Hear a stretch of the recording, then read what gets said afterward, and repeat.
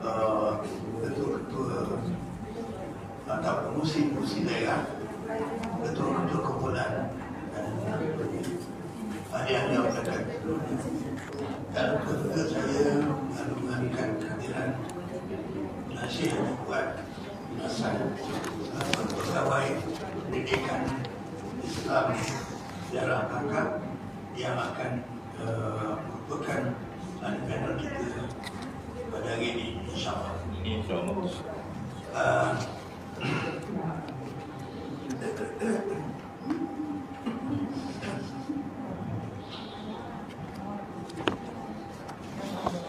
Saya bagi kebaikan dengan apa yang naik dan selalu gagal.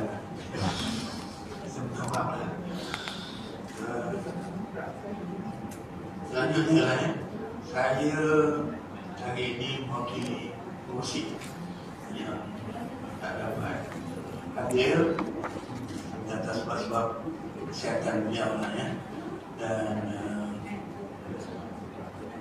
mungkin ada rawatan yang tak dimaklumkan. Jadi kalau WhatsApp itu saya dah hantar, tapi tempatnya tak buka lah. Jadi kalau ada kan alhamdulillah lah kita agak hadir sebab kursi kita ni dia bergantung pada anak dia lah. Kadang-kadang driver kan tak dia anak dia yang bawa ni.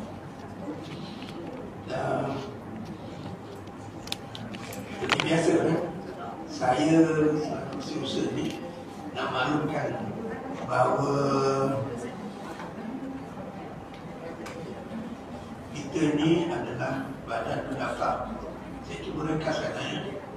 Badan pendaftar dan nombor pendaftaran kita PPN 003 01 08 11 1971. Yang akhir tu 08 11 1971 tu tarikh kita daftar dengan ROS. Kita satu-satunya badan NGO agama Islam yang berdaftar dengan ROS. Ya, yang lain itu adalah kami kita yang agaknya terawal kan. 1908 tu tarikh 8 bulan 11 tu tengok ke depan bagi nombor tu 11 tu bulan November dan 1971 tarikh tahun dia. Dan kita masukkan dia sebagai satu kita punya dalam apa ni, dalam ROS tu kita masukkan lambang ni, itu lambang rasmi tu ya, rasmi. Yang 473 pun ada. Yang 473 tu tersedia pendaftaran awal 473 di Johor. Dan menjadi ahli audiokan ini kena isi orang. Sekarang boleh download dengan PDF. Melalui apa ni, WhatsApp PDF tu boleh apa ni, download, boleh print dan boleh cetak. Kalau pakai komputer mak boleh. Kalau tak ada bawa kat kedai. Handphone tu bawa ke kedai boleh no. Tapi melalui WhatsApp WhatsApp apa-apa pun nanti boleh hubungi saya boleh hantarkan. Itu yang saya pun cakap belum 8 minit dah. 8 minit. Dan belajar sikit ada 15 16 saya. Dulu 15, sekarang tambah 1. Ada email maknanya. Dalam orang tu ada email. Tolong pastikan ada email dia. Kalau tak ada tak apa. Tapi bila perlu saya kena cari tu, kena minta ya. Bekerja saya dari bertiga kerja kan tak apa. Jadi email tu sebab bila kita nak daftar dengan ROS ya, email tu ada. Jadi saya masukkan item ni, email nombor 3 insyaAllah ya. Jadi maklum. Dan yang lain-lain tu misalnya tarikh lahir tu tak apa, tapi tempat lahir tu perlulah ya. Kalau tak ingat tahu anak dari mana, itu jadi mudahkan saya.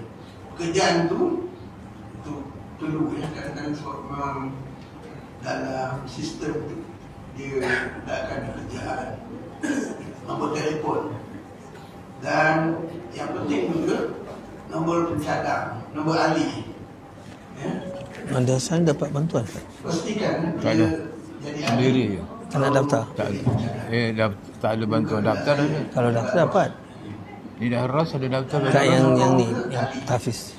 Oh. Kalau dia tak tahu Sini tak ada tahfiz lah. Habis guru agama kelas dewasa je. Tahfiz ni dia datang sini. Daripada luar datang sini. Ikut wirid je.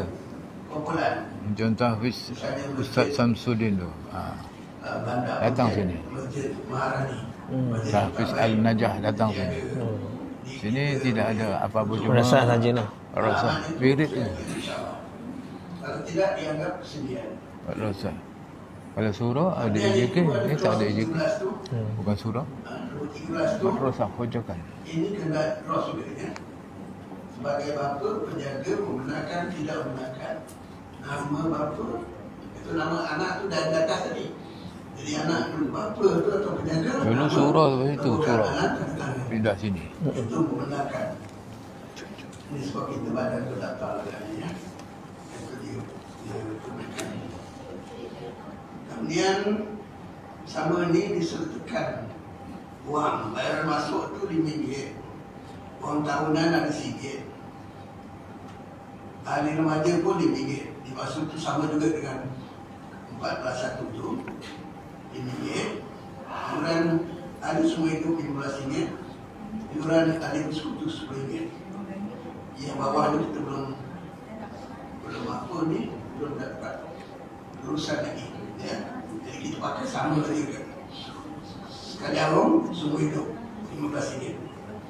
Tapi kalau 14.000 tu, kalau yang dulu tu saya jadi ahli dibayar RM5, setiap tahun dia kena bayar RM1. Jadi untuk mengelakkan tu, datang kuasa dan bersuaranya pada tarikh 13/10/2019, semua ahli baru jadi ahli seumur hidup. Itu je. Itu nak elakkan supaya jangan hutang. Kita ni badan NGO agama. Jadi kita AJK dan berhaluskan supaya terus jadi ahli seumur hidup.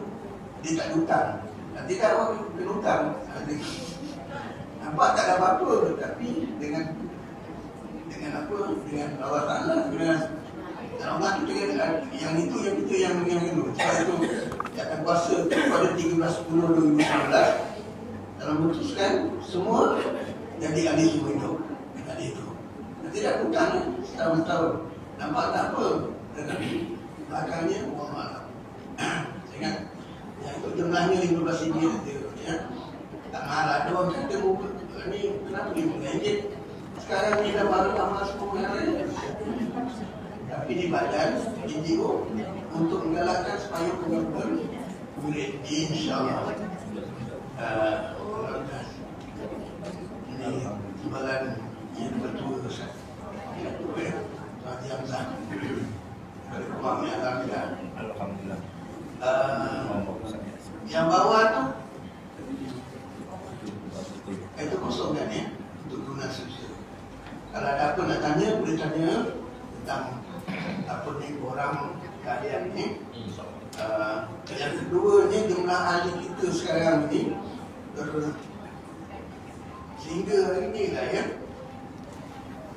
444 ya. Ini jumlah yang didaftar, termasuk yang 3 lah.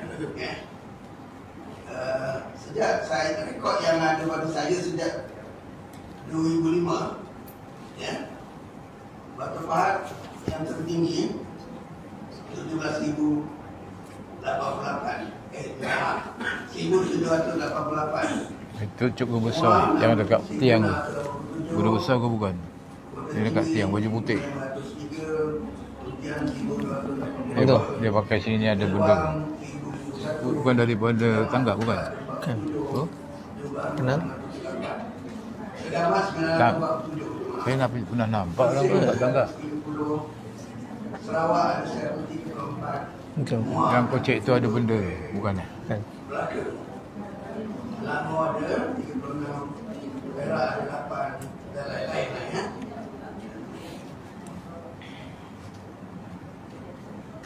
Ada ahli seumur hidup ni yang dah berdaftar ni sejak 2019 tu ada 1,240. Itu dari segi jumlah kalian dan aktiviti kita yang ini merupakan aktiviti yang utama. Ini saya tak payah ulang banyak sebab ada di belakang kita. Halaman 24 ya. Halaman 24. Lepas ni kita akan ketangkap kata bismillah. Baris lagi dulu. Saya tak sampai. Buka je. 15. Lepas tu mesin insyaAllah. Ada mesin selalu dulu. Orang ramai pergi melancong cari apa ni. Bereko insyaAllah. Jangan keluar belas 10. Dan air panel belas 11 itu banyak. Kadang dia detik pesta kampung dengan tolong. Satu botol lah. Boleh, botol. Dan itu yang terbaru ni. Itu terbaru khusus pimpinan 17 Desember. Ini yang dibarukan ya. Lepas tu ada bintang. Ada lain-lain ya. Kalau ada apa-apa bersawang mereka ada diskusi sama. Dan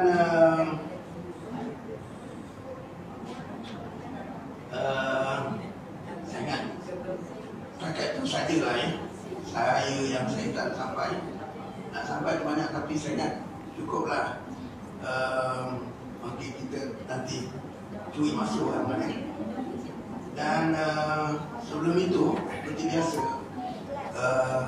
jadi emosi 2 pun dah signal saya. Dengan ini saya letakkan tampung demikian kita ya. Jadi yang bertugas tolong wanita dan lelaki tolong kita apa ni jalankan insyaAllah.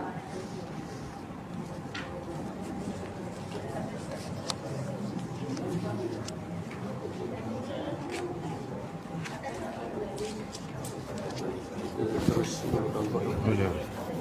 Jadi dengan itu saya mohon maaf di atas kesilapan kelemahan dalam menyampaikan sekian wabillahi taufiq wal hidayah. Assalamualaikum Waalaikumsalam warahmatullahi wabarakatuh. Terima kasih kepada Tuan Haji Harun Kamil selaku Setiausaha Agung Kebajikan Negeri Johor. Bismillahirrahmanirrahim. Alhamdulillahirabbil alamin. Alhamdulillahi hamdan katsiran thayyiban mubarakan fihi kama yanbaghi li jalali wajhikal karim wa azimi sultanik. Allahumma salli ala sayyidina Muhammadin abdika wa rasulika nabiyil ummi wa ala alihi wa sahbihi wa sallim. A'udzu bikalimatillahi tammati min syarri ma khalaq. Bismillahirrahmanirrahim. La yadurru masmihi syai'un fil ardh wa la fis sama' wa huwas samiul alim. Allahumma yassir wa la tu'assir rabbi tamimil khair bi rahmatika ya arhamar rahimin. Ya Allah, jadikanlah kami reda mengikut segala takdir-Mu. Jadikan kami sabar oleh segala ujian-Mu, dan bimbinglah kami untuk sentiasa syukur kepada nikmat-Mu. Assalamualaikum warahmatullahi wabarakatuh. Waalaikumsalam warahmatullahi. Yang saya hormati Syekh Ustaz Haji Ahmad bin Tunggal, YDP Badan Kebajikan Jemaah Hajatan Johor, yang juga ahli panel forum kita pada pagi ini.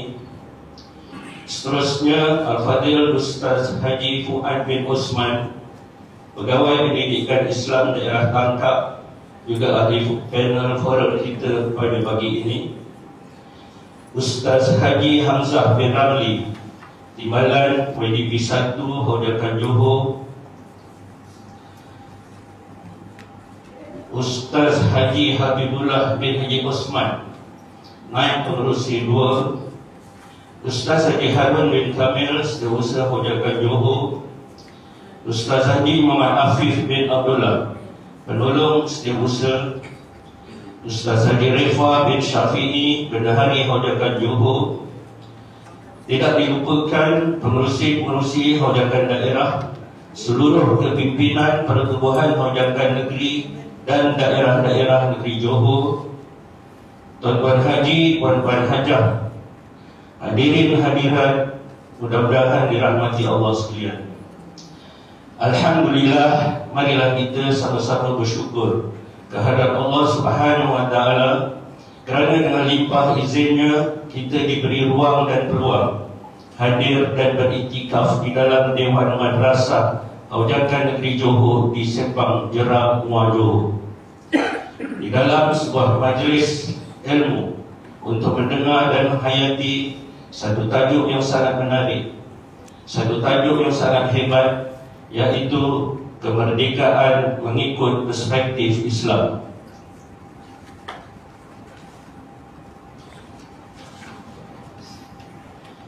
Tuan-tuan, puan-puan, hadirin hadirat yang dirahmati Allah sekalian, sebelum kita mengupas tajuk ini dengan lebih mendalam, terlebih dahulu marilah kita berkenalan dengan dua orang ahli panel forum pada pagi ini.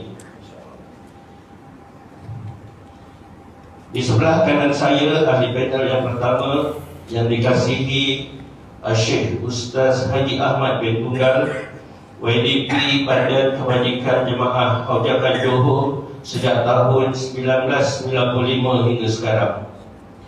Beliau dilahirkan di Muar Johor pada 26 Ogos 1947. Beliau adalah putera sulung kepada 8 orang adik-beradik. Mendapat pendidikan awal di Sekolah Kebangsaan Parit Korma dan menamatkan pendidikan menengah di Sekolah Menengah Agama Muhammad Yasin Bakri, Muar Johor. Beliau berkelulusan ijazah syariah daripada Universiti Al-Azhar Mesir. Mempunyai seorang isteri dan 4 orang anak. Betul kan ini?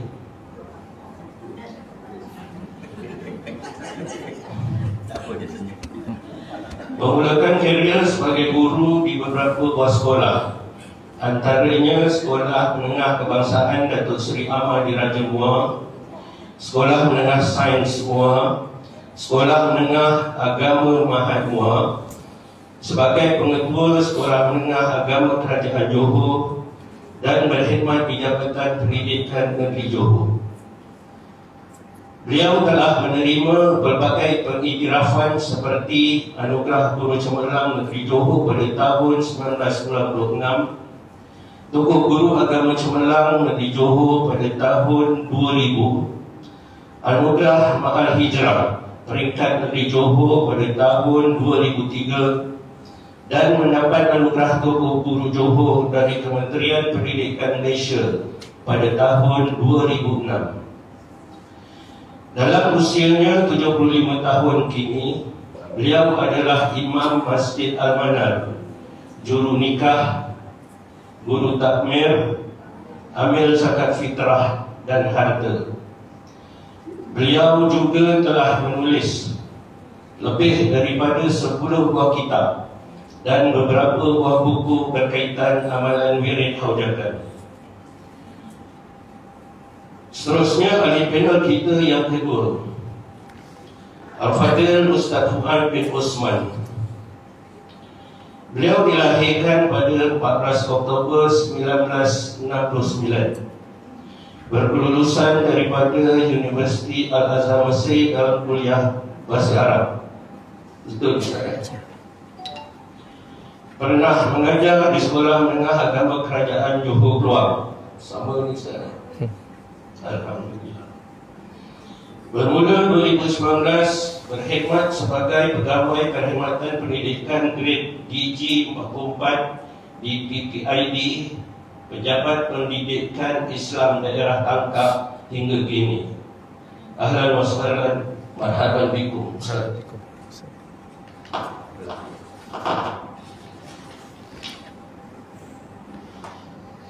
Untuk makluman ahli panel dan hadirin sekalian, forum pada pagi ini akan berlangsung sebanyak 3 pusingan.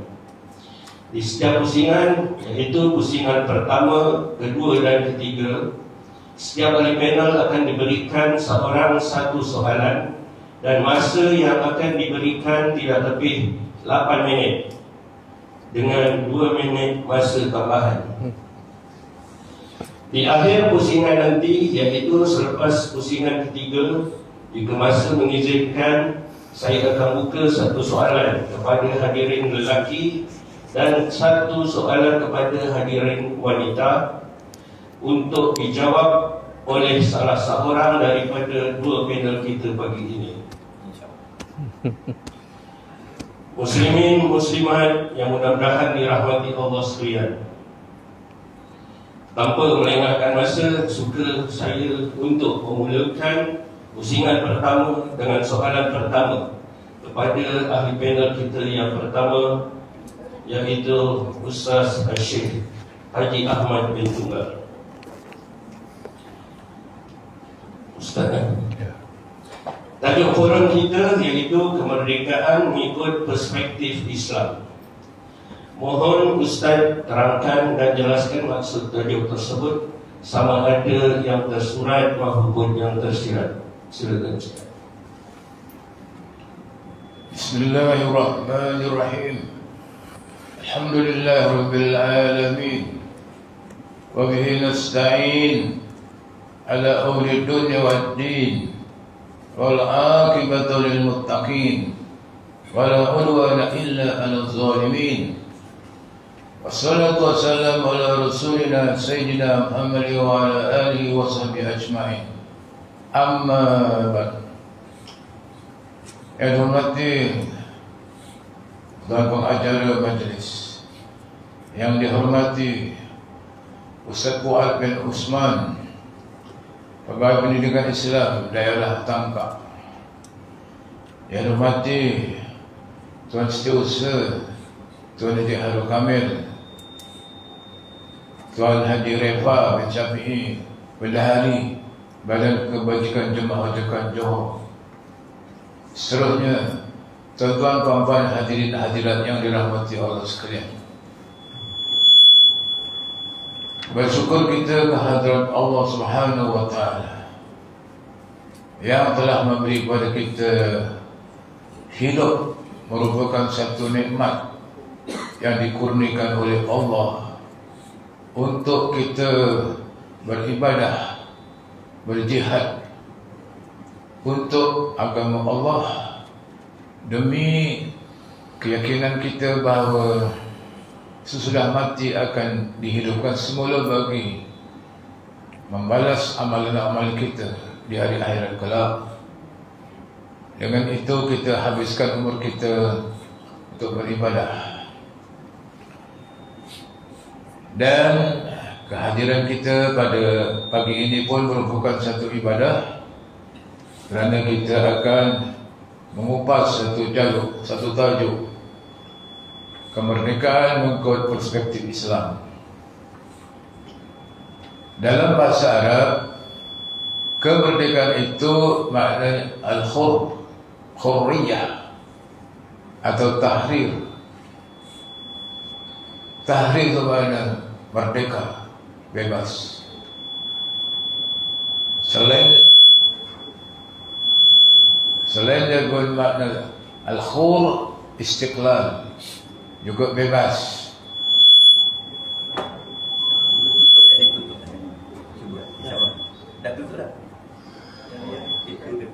Tak boleh dekat. Dia ada mic. Dia ada mic tu. Kalau pakai mic tu tak boleh pakai ni. Tak tahu lah.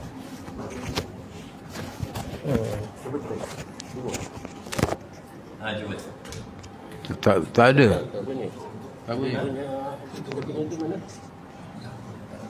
Oh, itu tak ada. Dia tu. Untuk TV tu. Oh, untuk Ini untuk ini tak? dia salah satu turn off bunyi dia tak. Makna yang kedua tak ada. Yang kat telinga yang ada. Dah mana? Dah belakang.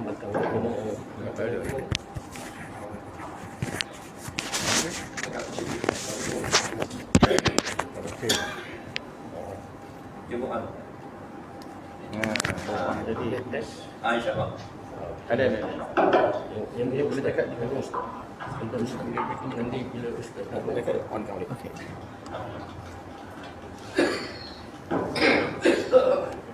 Yang kedua, makna kemerdekaan itu istiqlal. Istiqlal juga merdeka, bebas.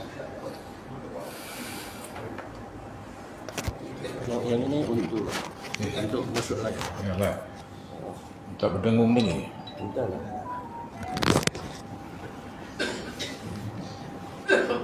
Istiqlal juga makna merdeka. Di Indonesia ada satu masjid besar namanya Masjid Istiqlal, Masjid Merdeka. Dan yang ketiga, Istiqlal juga dalam bahasa Arab Atiq, Ain Yaqub, Baitul Atiq, rumah yang membebaskan dari api neraka. Dekat itu maksudnya dekat Mekah, Masjidil Haram, Baitul Atiq. Kaabah, Baitul Atiq. Kaabah itu Allah Ta'ala memberikan Kaabah untuk kita tawaf, berdoa, untuk membebaskan daripada api neraka. Itu makna Istiqlal, bebas.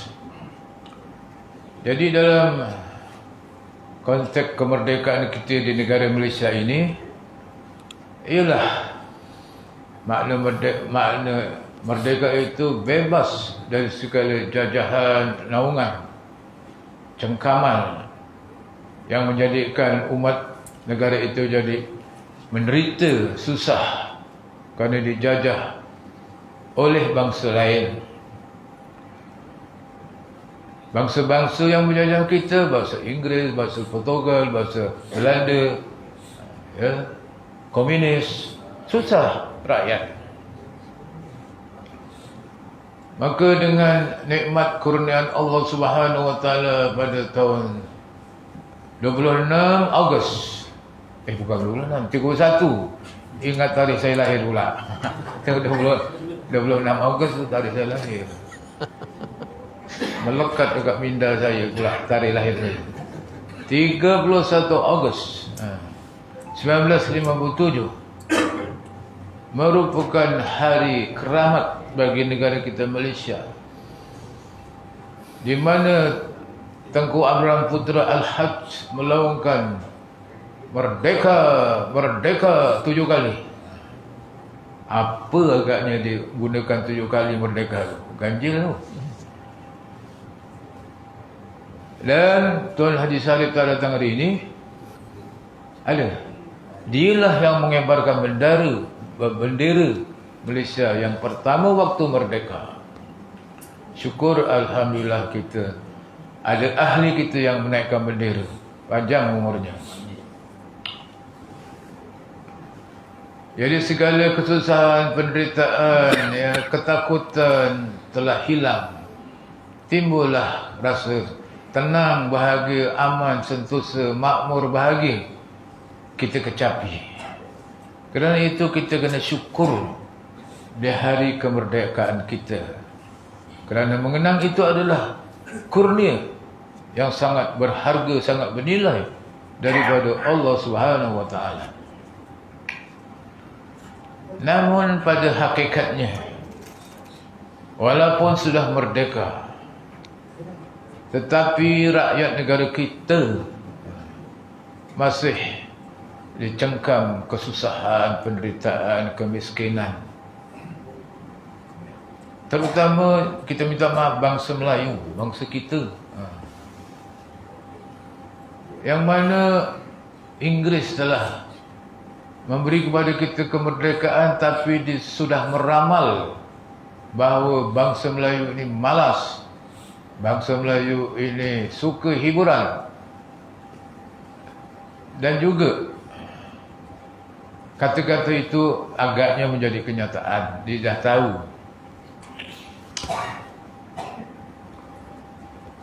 Saya baru siap buat masjid. Yang kerja masjid itu semua orang Bangla.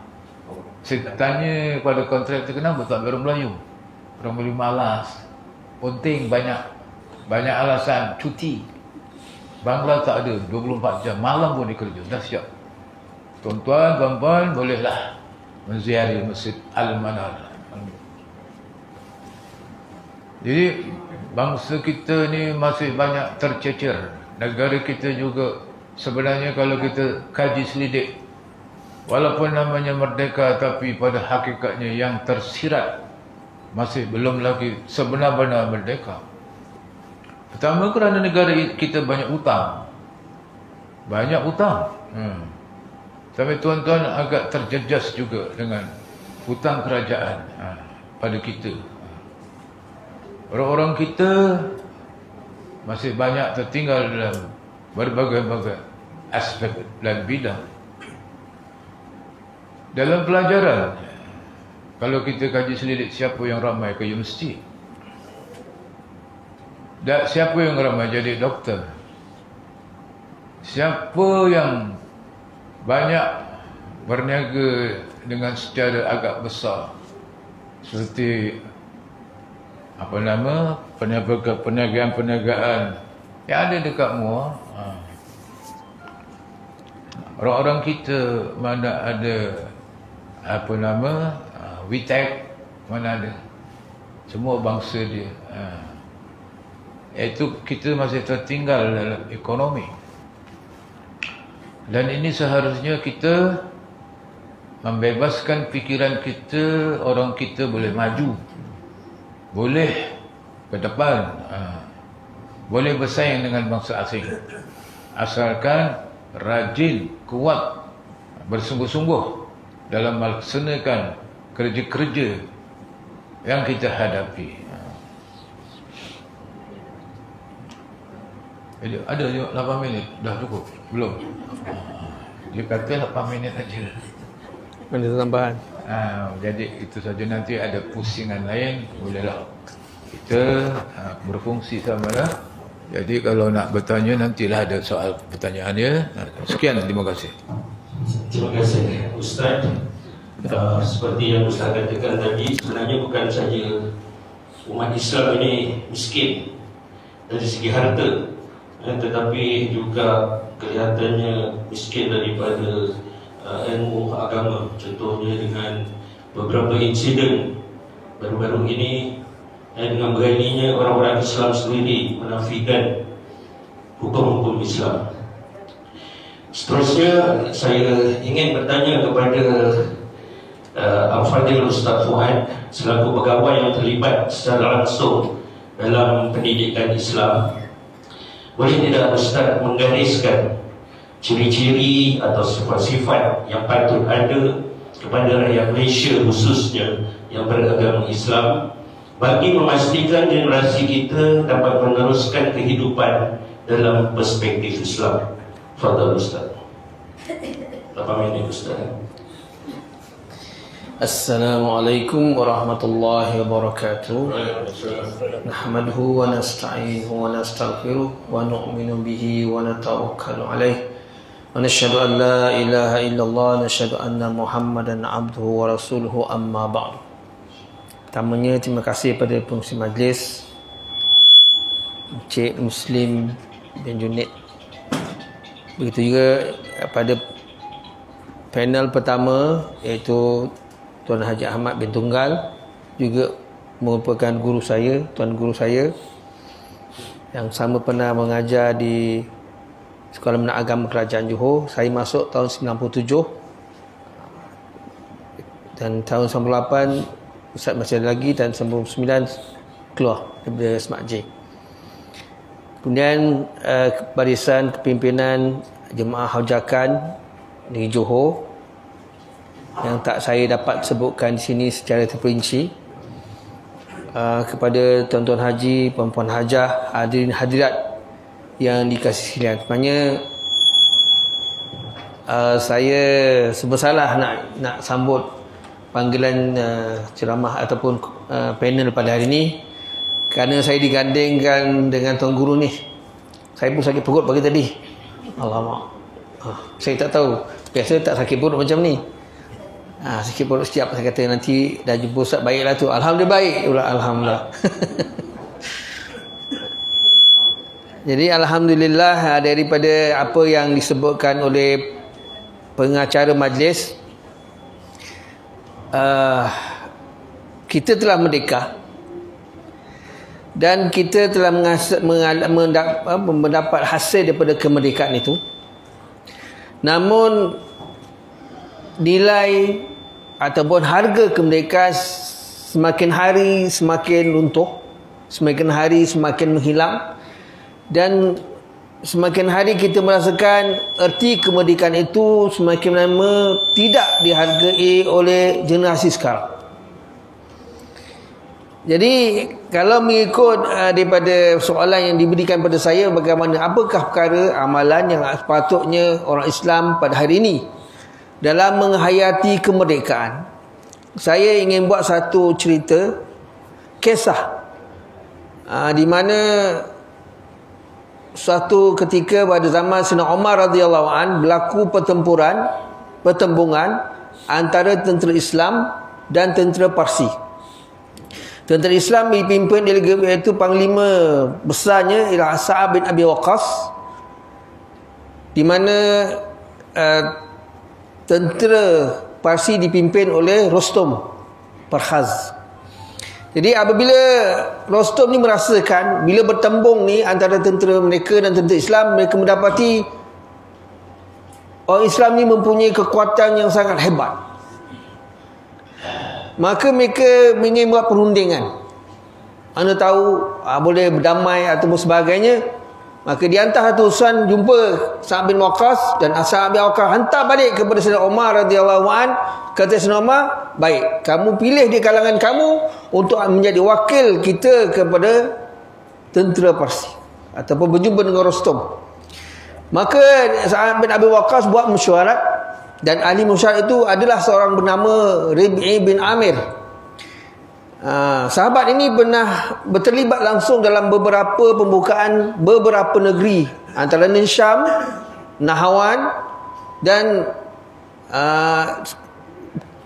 terlibat sekarang dalam peperangan Al-Qadisiyah. Jadi tentera ini dia kata, wahai Sayyidina Umar, lebih baik kamu hantar saya seorang, jangan ramai-ramai. Kalau hantar ramai dengar kita takut. Kalau begitu hantar saya je. Sayyidina Abu Bakar, okeylah, kamu pergilah. Maka orang ni telah pergi dengan menaiki keldai. Kita tahu keldai bukanlah besar sangat. Belakangnya letak panah, berapa bilah sangat boleh bawa tu. Kemudian disisipkan dengan pedang, dibawa tongkat. Naiklah keldai. Apabila sampai ke kemah besar Rostom, dia kata pada pengawal tu, saya nak masuk. Kata pengawal, kalau nak masuk turunlah keldai. Dia kata tak, aku akan masuk dengan keldai-keldai sekali. Dia kata pengawal ni masuk dalam, tanya dengan Rostom, sekarang orang ni nak masuk dengan keldai. Kata biarkan. Maka dia pun masuk dengan keldai. Maka dia tengok, Masya Allah, dia punya kawasan dihampar dengan permaidani yang empuk kan. Masuknya tenggelam. Kemudian semua disulam dengan emas, permata dicampak-campak ke tepi. Maka dia pun masuk. Sambil tu dia tusuk-tusuk. Tusuk-tusuk dia ketiga. Kemudian sampai di Rasul, dia pun pacak dia punya tombak. Dia pun takbir, Allahu Akbar, Allahu Akbar, Allahu Akbar. Maka ketika itu bergegar kemah Rostom. Dia kata, nahnu qaumun ibta'asana Allah linukhrija man syaa min ibadatil ibad ila ibadati rabbil ibad, min jawril adyan ila adli Islam, min dikid dunya ila sa'adil akhirah. Maka dia beritahu kepada Rostom, kami, walaupun dia tak seorang, kami adalah satu bangsa yang diutus oleh Allah Subhanahu wa taala. Dia tak kata pun Sa'ab bin Waqqas dia ke Sayyidina Umar utus, dia kata nahnu qaumun ibta'asana Allah. Kami adalah satu bangsa. Dia datang bukan seorang diri. Dia datang dengan roh orang Islam. Kami datang di sini diutus oleh Allah Subhanahu wa taala. Bermakna di belakang aku bukan kerajaan manusia. Di belakang aku adalah kerajaan Allah Subhanahu wa taala. Untuk membebaskan manusia daripada mengabdikan diri, menghambakan diri kepada makhluk, kepada mengabdikan diri kepada Allah Subhanahu wa taala. Satu. Daripada kezaliman agama, anutan, panutan kepada keadilan Islam. Dan daripada dunia yang sempit ini kepada akhirat yang sangat luas. Jelas. Jelas apa yang diperkatakan oleh Ridhi bin Amir. Maka dia kata kami bagi kamu 3 hari saja. Selepas 3 hari, sama ada kamu masuk Islam atau kamu bayar jizyah atau perang. Itu saja. Kemudian dipatah balik seorang. Maka yang tentera pun, yang lain, pengambil yang lain berkata, alah ini cakap tak boleh dengar. Kata Rasul, jangan lihat pada pakaiannya, tapi lihat pada kata-katanya. Bermakna kita lihatlah apa yang hilang pada hari ini, ialah hilangnya roh itu. Jasad ada, roh tak ada. Bagaimana harimau yang garang tapi tak ada tak ada roh. Begitulah hari ini sebenarnya kita sangat-sangat risau. Di mana nilai kemerdekaan itu telah menghilang dan menjauhi anak-anak muda kita. Dan kita yang pernah merasakan keperitan zaman sebelum merdeka, bukan saya lah, saya rasa ke depan ni ramai, begitu bermakna kemerdekaan, begitu bernilai kemerdekaan. Bila merdeka mengalir air mata, merasakan betapa nikmat kemerdekaan. Namun apabila hari demi hari, apabila manusia dilalaikan, manusia sibuk dengan hiburan, sibuk dengan pekerjaan, sibuk dengan perkara-perkara yang tak ada Allah, yang diperintah oleh Allah Subhanahu wa taala, maka itu yang berlaku hari ini. Kita melihat bagaimana bila tak ada roh kemerdekaan itu, maka bagaimana kita ingin mempertahankannya. Maka kalau soalan yang dikatakan ataupun dilontarkan oleh pengerusi, maka saya kata itu saja. Yang pertama ialah kita abdikan diri pada Allah Subhanahu wa taala. Macam mana nak masukkan abdi? Pengabdian tu ada 2. Yang pertama kecintaan, dan kedua merasa kehinaan diri dan menyerap keagungan Allah Subhanahu wa taala. Macam mana nak terapkan tu? Yang kedua ialah menegakkan keadilan. Macam mana? Keadilan pada diri kita sendiri, pada anak-anak kita, pada isteri-isteri kita, kalau isteri lebih, isteri-isteri kita, dan pada masyarakat. Adilkah kita beramal seorang diri, orang lain tak beramal? Adilkah kita menikmati Islam, orang lain tidak menikmati Islam? Adilkah kita? Bagaimana kita jabat hamba Allah Subhanahu wa taala? Maka paling tidaklah inilah yang kita lakukan pada hari ini. Kita adakan majlis hajatan, doa agar keamanan Islam, orang dapat beramal. Mudah-mudahan orang Islam bersatu hati, orang kafir dapat tertarik dalam Islam. Itu saja niat kita pada hari ini. Mudah-mudahan kita terima Allah SWT. Dan ketiga, bersedia untuk alam akhirat yang sangat luas. Saya rasa cukup dah masanya. Terima kasih Ustaz di atas penerangan itu tadi. Barangkali kebanyakan orang Islam ni dia tersalah tafsir dalam memahami arti kemerdekaan dengan bebas berfikir, berkehendak dan berbuat tanpa dibatasi sebarang peraturan, khususnya nilai-nilai atau undang-undang termasuk hukum syarak. Seterusnya saya ingin bertanya kepada Syekh Ustaz Haji Ahmad, bagaimana Ustaz melihat setiap ibu bapa, guru-guru, para cerdik pandai Islam dan ulama berperanan dalam menentukan generasi kita dapat dipacu mengikut perspektif Islam. Silakan Ustaz. Terima kasih Tuan Pengusi. Tak apa kuat lah ni. Dia kena ni boleh tapi jauh.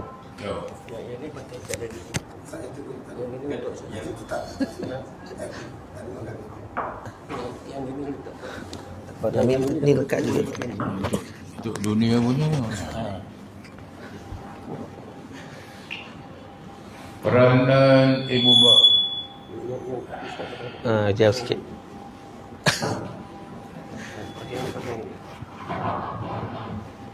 Peranan ibu bapa, guru dan ahli fikir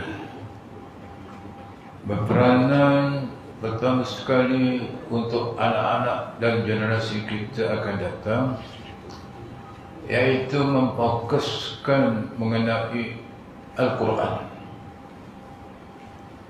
Kerana Al-Quran ini mengandung ilmu, meliputi segala ilmu dunia dan akhirat. Semuanya berpunca daripada pendidikan. Hanya sangat sedikit pendidikan yang betul-betul membebaskan manusia daripada gejala-gejala yang tidak diingini. Pendidikan berbentuk bersepadu, iaitu pendidikan dunia dan akhirat.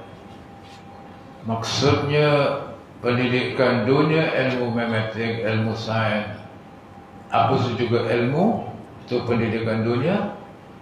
Tapi hendaklah disamakan juga, disertai juga pendidikan akhirat yang mengandungi hukum-hukum fiqh, hukum tauhid dan juga Al-Quran. Yang ini yang negara kita tidak mahu dan tidak mahu membanyakkan pendidikan yang sama antara dunia dengan akhirat. Namanya serap. Dekat muanya ada satu saja, serap.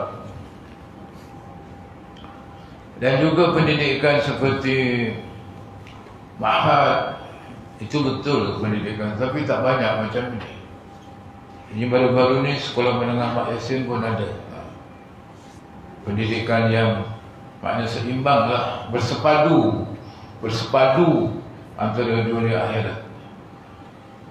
Negara kita kalau nak membanyakkan sekolah ini, dia tak mahu. Sekolah macam serap ni dia tak mahu. Dia menganggap faham-faham agama dia akan menyerang. Dia agresif. Dia akan menimbulkan keganasan pahaman dia.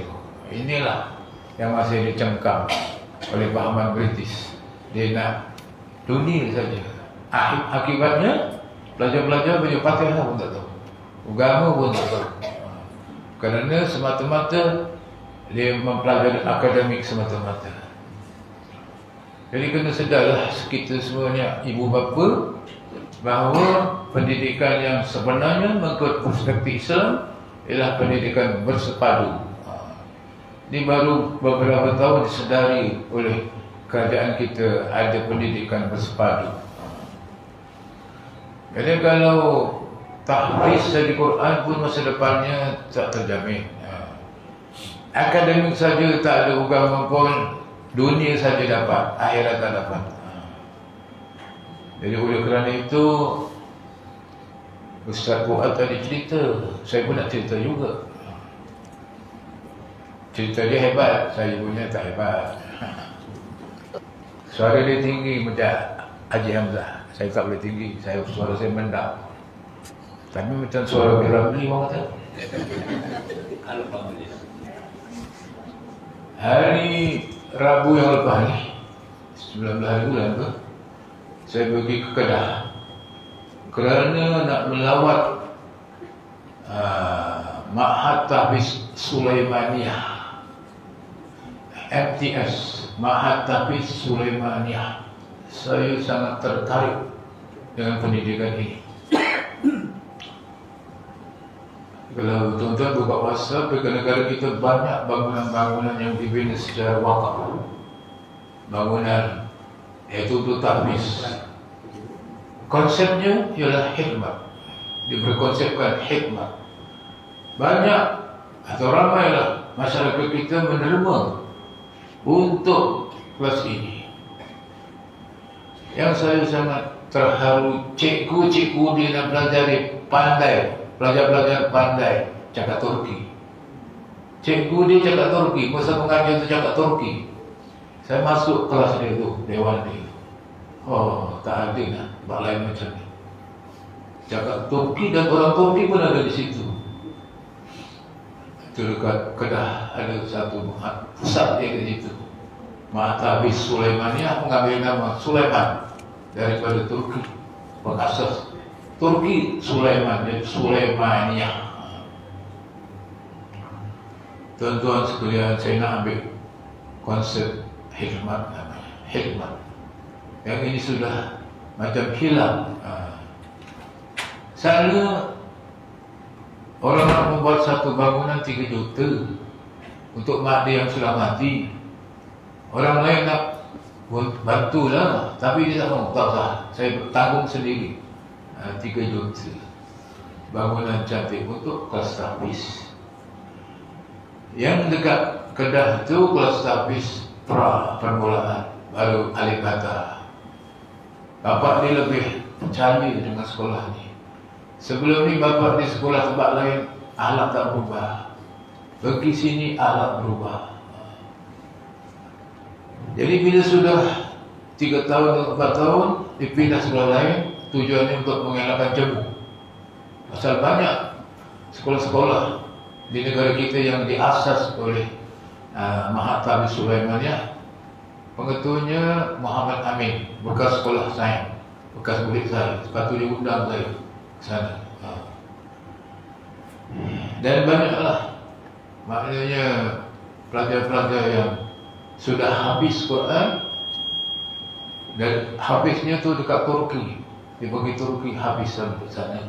Dah habis balik berkhidmat. Berkembanglah kelas pelajar-pelajar tahfiz. Saya tanya dia bagaimana cara makan. Dia kata sangat menitik beratkan soal makan. Tidak mau sedikit pun ada yang subhat, ada yang tidak bersih. Dia makan ayam itu disembelih sendiri dan dicabut bulunya, dia tak masuk mesin. Kerana masuk mesin itu darahnya bercampur dengan kulit. Dimakan, payah nak ngapal. Boleh buat cabut ayam sendiri. Saya cakap hal ini tidak boleh diberitahu kepada orang awam. Nanti kalau orang tahu pergi majlis perkahwinan, orang tak makan ayam. Ini ayam ada campur darah katanya. Bagi kita semua makanlah ya. Jangan maknanya ketat sangat. Ajak-ajak puan-puan pun bukan nak ngapal Quran.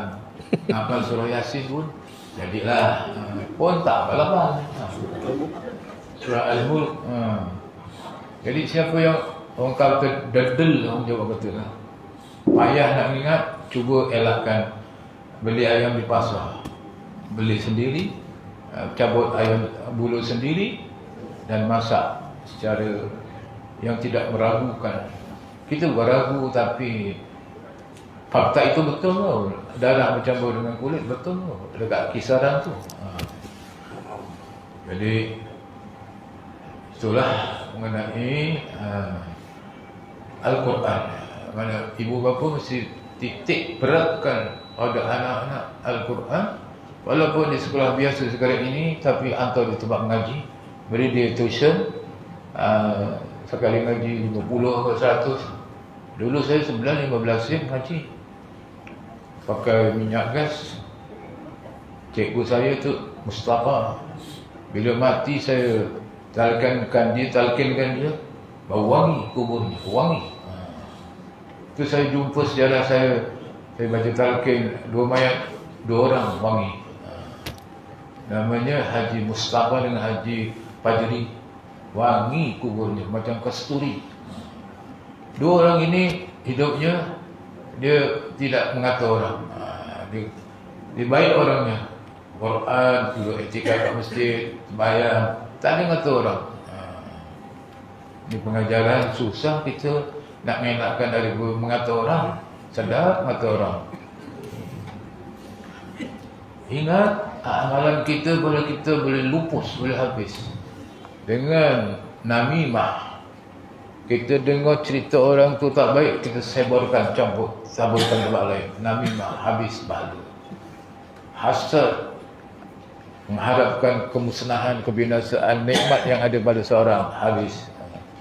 Riya juga dalam ibadat, menunjuk-nunjuk, jadi habis pahalanya. Pahala banyak.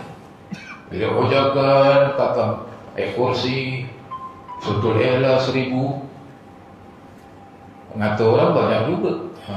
Tenang saja. Yang ini kena jaga. Kita kena fikir, bebaskan apa selama ni aku buat, yang menyebabkan aku ni masih berat, masih malas, masih tak suka. Apa sebab ini? Nak buat itu tak nak, buat ini tak nak. Pasal dosa. Dosa dah melengket, kata Jawa kata. Sini ada orang Jawa, tahu melengket. Dia bertepek-tepek, bukan selalu tepek. Berat badannya. Tak mau saja. Mari kita pergi bilik ucapan, nanti dululah. Bila kita apa yang duduk istigak kat masjid dengar kuliah, nanti dululah. Sama nanti dulu. Jadi itulah tuan-tuan puan-puan sekalian, kita bebaskan sifat-sifat masmumah supaya amalan kita tidak sia-sia. Dia boleh jadi habis amalan, malahan jadi bankrupt pun ada. Jadi itu sajalah. Terima kasih sekian. Wassalamualaikum warahmatullahi wabarakatuh. Waalaikumsalam. Seterusnya soalan kepada Fadil Ustaz Fuad. Mohon pencerahan Ustaz, dapatkah pihak kerajaan negeri maupun Ustaz dan masyarakat mencari penyelesaian masalah sosial masyarakat kita, khasnya di kalangan muda-mudi remaja kita hari ini? Silakan.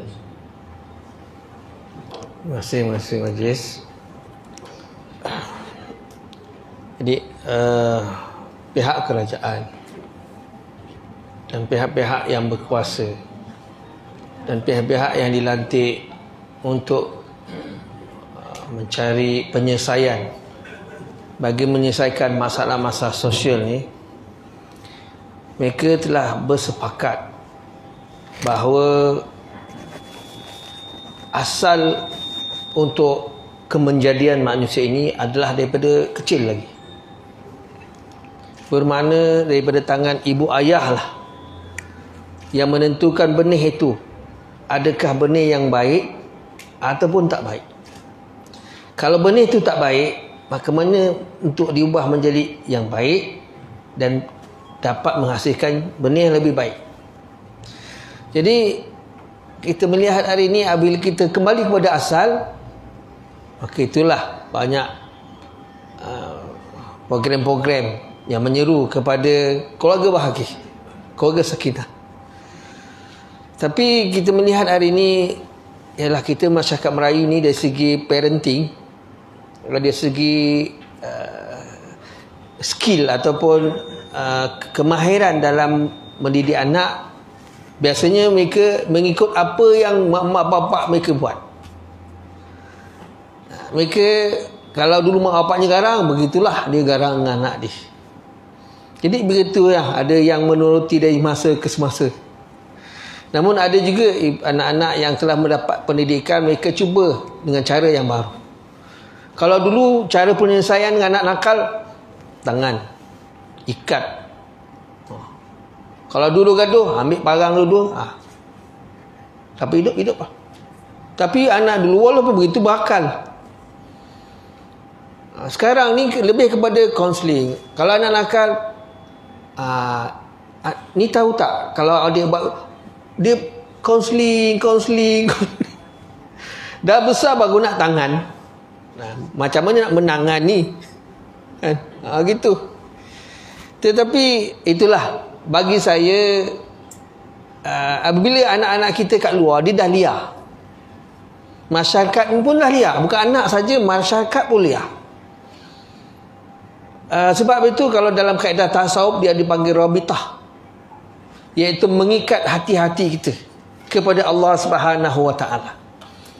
Kalau mengikut bapa mentua saya lah, orang kampung, dia kata rabitah ada 3. Yang pertama Allah, yang kedua guru, yang ketiga diri kita sendiri. Kalau diri kita sendiri, maksudnya kita berdisiplin. Walaupun apa juga yang berlaku, kita tetap berdisiplin. Walaupun kita tak ada tarekat, walaupun kita tak ada kumpulan, tapi kita boleh memandu di sini. Tapi ini jarang, sangat jarang. Maka untuk mengikat ataupun mengurang keliaran masyarakat ni ialah dengan berguru. Tetapi kita melihat, dan saya memerhatikan, apa kurangnya guru di Indonesia. Apa bezanya guru di Turki, apa beza guru di Indonesia. Budak kita habis sekolah, itu bukan guru saya, itu bekas guru saya. Dia pun sebut, ini bekas cikgu saya. Dia tak macam di Indon. Kalau dia dah berguru sampai mati, ini tok guru dia, ini kiai dia. Dia akan patuh 100%. Kalau tak 100%, 90%. Maka sebab itulah kita melihat di Indonesia ni, apabila di luar, dia tak ada siapa yang mengikat dia. Apabila masyarakat ni tak ada yang mengikat dia, mereka akan bercakap. Apa yang nak cakap, dia cakap. Walaupun kadang dalam bahagian hukum, mereka bercakap. Kadang mufti pun dikutuk, mufti pun dihentam. Apa lagi tuan-tuan guru, apa lagi cikgu-cikgu. Jadi masyarakat sudah liar. Jadi macam mana nak mendidik manusia balik supaya terikat hatinya? Itulah saya kata, balik pada pangkal ibu bapa juga. Sekarang ni kalau kita tengok cucu-cucu kita, kita tengok anak kita mendidik cucu kita, kita pun dengan cucu dah tak marah dah. Dengan anak punyalah garang, tapi dengan cucu kalah. Dia pijak kepala lah, comel je. Dia bukan hajar kat kita, dah baik je. Masa kita suka macam tu. Jadi ini yang menjadi, yang saya pun pening. Kalau kata kerajaan bagaimana bertindak, kerajaan hanya menyusun program-program pengisian dan untuk menghidupkan roh tadi. Sebenarnya ada tugas bersama. Kalau macam saya bagian mengawal perjalanan sekolah-sekolah agama dia tangkap tu, ialah kita hanya boleh memastikan cikgu masuk kelas, budak datang kelas, balik, tak boleh buat apa-apa. Kalau di asrama begitu juga. Jadi sebenarnya saya suka memanggil ibu bapa lah yang mengkontrol anak mereka, remote control. Walaupun anak dia dekat London, ibu bapa yang masih mengkontrol mereka. Orang lain dah tak boleh kontrol. Jaga semayang, jangan malukan keluarga. Perkataan yang kita kena ulang. Inilah mak-mak kita akan ulang. Masya Allah. Kita kontrol lagi jauh. Jaga semayang tau. Kalau awak semayang, sejuk hati mak. Dan kubur sejuk hati. Jadi itulah yang mengkontrol. Masyarakat kita kalau kita nak kontrol dah susah dah. Dia boleh taat orang yang dikenal, kita dah tak taat, orang tua pun dia langgarnya. Begitu. Jadi saya tak pandai nak melawak macam tu Haji. Dan saya sebenarnya bukan tak boleh melawak, seram. Ini semua Masya Allah, orang yang berpengalaman, orang yang telah berkecimpung dalam masyarakat. Saya ni hanya menempel saja dalam majlis ni. Dan saya datang dalam majlis ni kerana saya teringat ada satu masa satu orang bertanya kepada Imam Malik rahmatullah alaih, wahai Imam, macam mana saya nak masuk syurga? Tanya pada Imam Malik. Kata Imam Malik, berkawanlah dengan orang-orang yang baik. Sebab apabila Allah melihat dalam hati-hati orang baik, ada kamu, ada nama kamu, ada kamu, maka insya-Allah kamu akan Hati-hati kita dalam kalangan orang soleh, insya-Allah Allah akan masukkan bersama orang-orang yang soleh. Jadi bila Tuan Haji Ahmad Tunggal panggil saya, seronok saya. Kalau nak ingat amalan kita ni tuan-tuan dan puan-puan, masya-Allah, sangat jauh lah. Tapi alhamdulillah saya amat berterima kasih. Saya cuba juga kalau nak menghidupkan haujakan di tangkak ni di kalangan guru-guru. Saya hidup di kalangan muda. Memang ada cabarannya tu. Tapi kita cuba lagi. Mana tahu akan datang saya pindah ke Muar, insya-Allah lagi. Ligat dengan gabungan yang ada sekarang ni, insya-Allah. Tunggulah, saya pun tak tahu. Jadi begitulah. Jadi sekarang ni masyarakat liar. Dia boleh hormat guru dia je, orang ni tak hormat. Dia boleh hormat orang je yang kenal tak? Orang tak kenal tak. Maka masyarakat telah liar. Apabila masyarakat liar, payah untuk dikawal. Maka caranya ialah kita, inilah mak bapak pun, kita nak suruh datang masjid pun susah. Bila datang masjid pun susah, macam mana dia nak nasihatkan anak dia? Bila nasihat anak dia susah, maka apa yang berlaku? Manusia kembali kepada asal, ikut suka hati. Wallahu alam bisawab. Terlebih. Terima kasih Ustaz. Rasanya Ustaz patut ke Batu Pahat sebab Muar YDP Ustaz ada. Okey, soalan untuk pusingan terakhir, iaitu pusingan ketiga. Di negara kita sekarang yang penuh dengan cabaran dunia cyber yang bebas dan terbuka luas, bagaimana pada pandangan Syekh Ustaz Haji Ahmad dapat melihat untuk menggalakkan anak-anak generasi kita khasnya dan umat Islam amnya supaya dapat meneruskan hidup mengikut perspektif Islam seperti minat kepada Al-Quran dan Al-Hadis contohnya, atau bagaimana pandangan Ustaz? Alhamdulillah dapat kita bincang lagi mengenai generasi akan datang, terutama anak-anak muda yang kebiasaannya suka kepada hiburan. Kita orang-orang yang sudah dewasa dan berumur seperti ini tentunya tidak begitu suka dengan hiburan, kecuali orang-orang yang tertentu tidak ada aktiviti-aktiviti agama, dihabiskan masanya dengan hiburan. Jadi untuk menangani masalah ini, kita kena kembali kepada sirah Rasulullah sallallahu alaihi wasallam, iaitu mengenai dakwah. Kerana bagi menyelesaikan masalah-masalah yang melalaikan itu ialah dengan dakwah.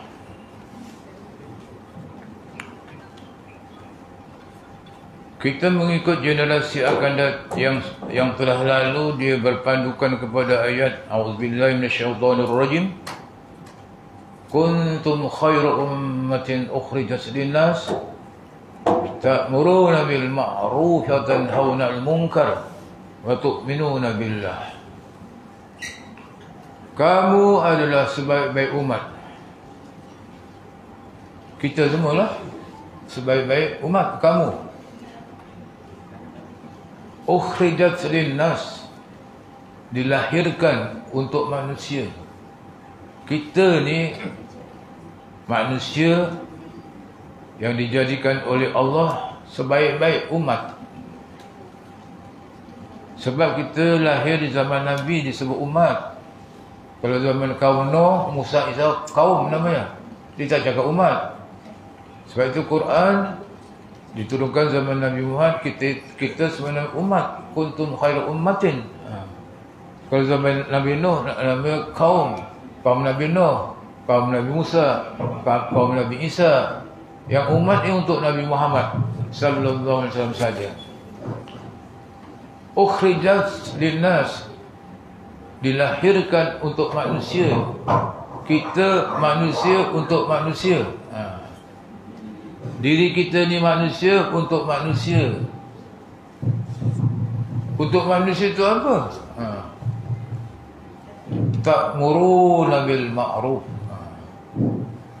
Menyuruh manusia buat baik.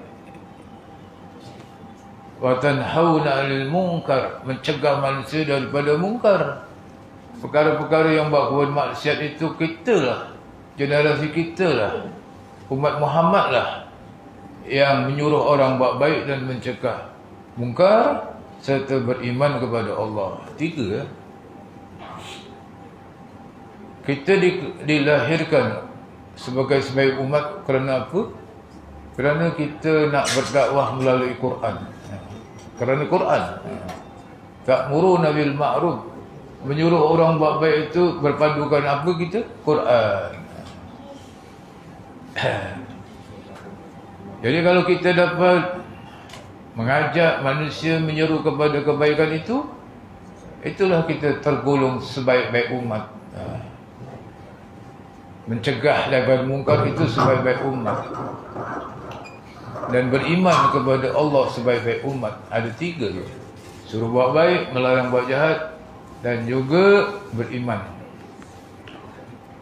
Arti iman itu percaya dengan melaksanakan segala perintah-perintah Allah dan meninggalkan segala larangannya. Itu makna iman. Ada amalan, ada bukti, bukan setakat lidah saja mengatakan iman tapi tak ada bukti. Di antara dakwah kita di dalam hujjahkan itu, kita menggunakan dakwah secara hal namanya, bukan lisan. Hal. Macam mana hal? Kita duduk baca wirid, orang lain pun ikut. Kita tak cakap, baca saja, itu namanya hal. Hal keadaan kita baca wirid. Jadi dengan kita baca wirid itu sudah merupakan dakwah, mengajak orang lain sama-sama berwirid. Selepas kita wirid, ada juga dakwah secara lisan, kena cakap. Biasa kumpulan kita dah wirid, cakap. Itu makna dakwah secara hal dan dakwah secara lisan. Dua-dua sekali. Mana lebih kuat berdakwah? Dengan hal keadaan kita membaca, dengan satu lagi secara cakap. Lebih kuat hal. Kesannya lebih kuat hal. Hal keadaan. Apa contoh? Nabi sallallahu alaihi wasallam apabila dia tidak dapat masuk ke Mekah, dia kena dam. Nabi pun cakap kepada hadirin, orang-orang ramai, kamu semua kena sembelih kambing. Nabi cakap. Diam saja tak sembelih. Dia mengadu kepada isterinya. Mengadu. Jadi isteri ni tempat buat bermuafakat, berbincang. Satu-satu hal itu kena rojok pada isteri dulu. Rojok. Isteri tak ada, kena pasang satu lagi. Pasal dia tempat rojok. Nabi balik demam panas badan dia, kena peluk Jibril. Dia rojok pada Khadijah. Dia rojok pada Khadijah, tak yang lain. Khadijah memberi ketenangan, ini adalah baik bagi kamu. Baik. Jadi begitulah Nabi tu, suruh orang sembelih, tak nak sembelih kambing, kena dam. Apa isteri jawab? Kau buat dulu. Kau buat dulu. Dia pun bawa kambing, dari hadapan orang pun sembelih kambing tu. Tu apa nama? Hal tu. Dia perbuatan tu dengan perbuatan. Hal. Jadi dalam dakwah kita tu dengan perbuatan membaca, baca wirid. Orang pun datang. Itu dakwah tu, mengajak orang baca Yasin, la ilaha illallah. Kalau kita cakap, bacalah Yasin, bacalah la ilaha illallah, orang tak buat. Tapi kita terus buat, mengajak dia terus buat. Itu mana lebih kuat lagi. Jadi sebenarnya kumpulan kita ni merupakan satu kumpulan dakwah yang sangat berkesan di dalam menghidupkan agama Allah, menolong membantu kerajaan negeri Johor untuk menghidupkan hati-hati manusia supaya kembali kepada Allah. Itu dengan dakwah lah, dakwah secara hal. Maka teruskanlah kumpulan kita ni. Jadi saya dapat pelawaan semasa saya pergi ke Kedah tu, qadi dari Pulau Pinang datang. Dia suruh saya baca wirid dekat Pulau Pinang. Tapi saya dah jawab, saya tak terdaya lah. Entah kalau tuan-tuan pujuk balik semula. Setuju? Nak naik satu bas ke, satu kapal terbang ke, fikirlah. Tapi saya dah tolak. Saya minta maaf. Saya tak terdaya. Qadi Pulau Pinang ni. Dia mengajak kumpulan kita pergi sana. Macam Haji Harun, terima ke tak? InsyaAllah. Tapi saya dah tolak ni benda ni. Nak naik bas ke kapal terbang? Naik motor. Naik apa bas? Naik bas. Nanti saya fikir balik lah. Saya fikir balik. Kalau saya tak dapat, hantarlah wakil-wakil Muslim ke, siapa-siapa ke. Saya baru balik Kedah sebenarnya. Letih badannya. Jadi saya rasa itu sajalah, ya. Sekian, wassalamualaikum warahmatullahi wabarakatuh. Waalaikumsalam warahmatullahi wabarakatuh. Terima kasih Ustaz di atas penjelasan itu tadi. Rasanya boleh ditimbang kembali Ustaz. Kita pun lama tak pergi Penang ni. Dapat pergi free lagi cantik kan? InsyaAllah. Sebelum saya meneruskan soalan kepada Ustaz Fuad Usman, saya ingin memaklumkan tentang derma yang diterima pada pagi ini, iaitu kita telah dapat mengutip sebanyak 2,222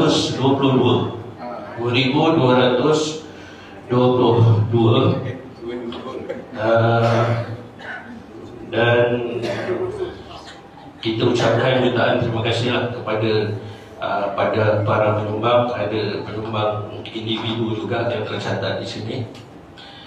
Mudah-mudahan segala amal baik kita diterima oleh Allah Subhanahu Wa Taala. Seterusnya iaitu soalan terakhir untuk program forum kita pagi ini.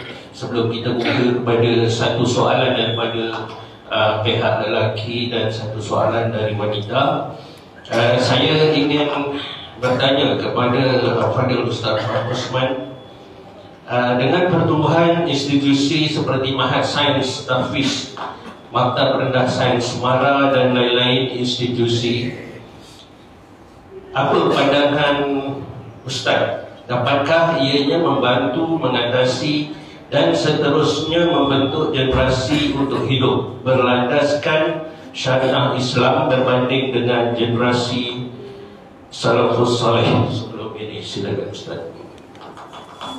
Alhamdulillah, terima kasih Musi. Memang tentang saya bagian pendidikan, ditanya pasal pendidikan saja.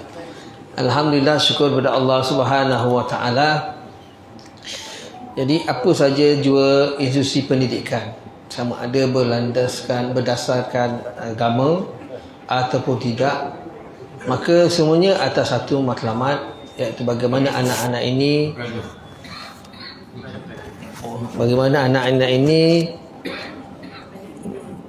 boleh menjadi pemimpin masa hadapan, bukan sahaja pemimpin pada diri sendiri, pemimpin pada persekitaran rumahnya, hidupnya, pemimpin kepada masyarakat ataupun pemimpin negara. Jadi semuanya adalah harapan ibu bapa, harapan negara. Maka anak-anak yang berada di sekolah akademik yang berteraskan kepada pengajian biasa, mereka ini sebenarnya paling tidak pun dapat didisiplinkan. Di samping ada norma-norma baru atau nilai baru yang ditanam dalam diri mereka, yang sepatutnya diambil berat oleh barisan pemimpin sekolah atau institusi pengajian, bahawa program-program untuk memupuk cinta pada agama, cinta pada negara. Bukan setakat bermain di bibir, tetapi mereka kena buktikan dengan jiwa raga mereka bagaimana benda ini menjadi satu kemenjadian. Tapi kalau kita melihat apa yang ada pada hari ini, Masya Allah, itulah dia kata, bila dia kembali kepada masyarakat, maknanya budak-budak ni dia dah menjadi orang biasa. Kadang-kadang kita pun pelik, bukan tak terpelajar. Jadi bermakna begitu juga, tak kira Muhammad ada mereka pelajar tahfiz ataupun pelajar sekolah Arab ke, bila kembali ke masyarakat, begitu juga ada liarnya, ada mengikutannya. Maka hari ini itulah apakah dia punya modul ataupun penawar. Apabila anak-anak ini kembali kepada kampung, maka sebenarnya masyarakat yang perlu dibentuk untuk menyambut kedatangan pelajar-pelajar ini apabila kembali kepada masyarakat. Kalau kita lihat yang sampai ke masjid, berapa kerat saja anak-anak kita. Di sekolah agama kita ajar pada mereka semayang berjemaah, pergi masjid. Tapi apabila di rumah, mak bapak pun tak nak bawa pergi masjid. Nak salahkan siapa? Lalas cerita macam bangau. Namun bagi saya semua orang berperanan. Di institusi pengajian ni semua hanya satu tempat yang berpeluang, ada ruang untuk mereka memperbaiki diri mereka, disiplin mereka. Sama ada di sekolah tahfiz, di sekolah MRSM, di sekolah sains, di sekolah biasa yang berasrama. Budak-budak ni kadang-kadang jiwanya macam jiwa monyet, dia nak seronok. Hari ni apa yang berlaku pada anak-anak kita, buka aja handset. Buka saja handset, sebelum dapat, kalau kita pun sebelum dapat berita entah apa-apa keluar. Jadi anak-anak kita ni kalau dia tak buat apa-apa pun dah kira baik lah. Betul tak? Kalau dia tak buat apa-apa pun dia boleh semayang, dah kira baik dah zaman ni. Apatah lagi kalau dia boleh datang ke masjid, apatah lagi kalau dia boleh tolong tuanya pergi kebun. Tapi dengan kebun dia dah hilang dengan motor-motornya sekali. Jadi sebenarnya kadang-kadang silap kita juga. Kita bapa kadang kena nak cakap Zed soalan kita, komunikasi kita hilang, komunikasi kita dengan anak-anak ni hilang. Kau jangan lupa ke masjid, tak boleh cakap lembut ke? Kita tu tak boleh cakap lembut. Nanti kalau masa lapang tercabar, jatuh maruah saya kalau cakap itu. Tapi itulah masalahnya, kita parenting ni kurang. Tapi itulah anak yang kita akan tinggalkan. Itu yang anak kita tinggalkan. Bila kita tak ada, itulah yang akan buat memimpin hidupnya, memimpin dunia ini. Tempat itulah sedikit banyak kita kadang dah tua-tua ni malah nak peluk anak kita dah besar-besar ni kan. Tapi begitulah keadaan sekarang. Kalau boleh belum peluk tu anak tu, peluklah lagi. Sebelum kita tinggalkan mereka, ada masa peluklah. Walaupun dah tua, walaupun umur dia dah 50 tahun, kita dah 70 tahun, walaupun peluklah. Samping itu memanglah kerja-kerja malam memang ada. Sebab itu saya cari satu hadis sebenarnya. Ada perkataan satu orang wali Allah. Qala Muhammad bin Munkandir rahimahullah. Pengerusi kata sekolah ni hanya itu saja boleh membentuk pemikiran, boleh membentuk disiplin. Tetapi bila dia keluar, siapa yang remote control? Cikgu dah tak remote control dia, mak bapak juga. Jangan balik malam sangat. Maghrib kau boleh kat rumah. Kalau anak saya maghrib isyak, tak kira kat mana, mesti baca Quran, lepas tu baca Hizib Nawawi, lepas tu istighfar sikit. Maghrib isyak jangan buat kerja lain. Itulah maksudnya. Paling tidak, walaupun dia dah pergi Mesir, walaupun dia kat mana, nanti saya tanya, hari ni selawat tak? Selawat. Saya tanya saya, dah selawat tak? Hari ni selawat tak? Selawat. Berapa? 1000. Alhamdulillah. Kan? Itu paling tidak lah. Maka katalah Muhammad bin Mukandar, sesungguhnya Allah Subhanahu wa taala akan memelihara dengan pemeliharaan laki yang soleh. Mudah-mudahan kita orang soleh lah. Apa tanda kita orang soleh? Orang yang tak mendoakan kepada ibu bapa tidak disebut lelaki soleh. Sebab itulah kata Rasul, anak-anak yang soleh kepada ibu bapanya akan mendoakan ibu bapa dalam hadis kan. Jadi orang yang mendoakan ibu bapa tu paling tidak itulah anak yang soleh. Amin. Ya, Allah akan pelihara dengan lelaki yang soleh itu. Yang pertama, anak dia. Kita ni kalau kita soleh, Allah akan pelihara anak kita dan cucu kita dan cicit kita, waladahu wa walada waladihi wa duwairatihi, dan sekelilingnya, rumah-rumahnya, allati fiha wa duwairatu haulahu, dan sekeliling rumah-rumahnya, di sekelilingnya lagi. Fama yazaluna fi hifzillahi azza wa jalla, maka mereka sentiasa dalam pemeliharaan Allah Subhanahu wa taala. Jadi kita ni jadi soleh sebenarnya doa mak bapak kita. Jadi kita dulu mula-mula kita beramal itu dipanggil wirid. Tetapi bila kita beramal ni supaya Allah jaga anak kita, itu dipanggil wazifah. Bermakna itu dah tugasan kita. Wazifah dipanggil tugasan.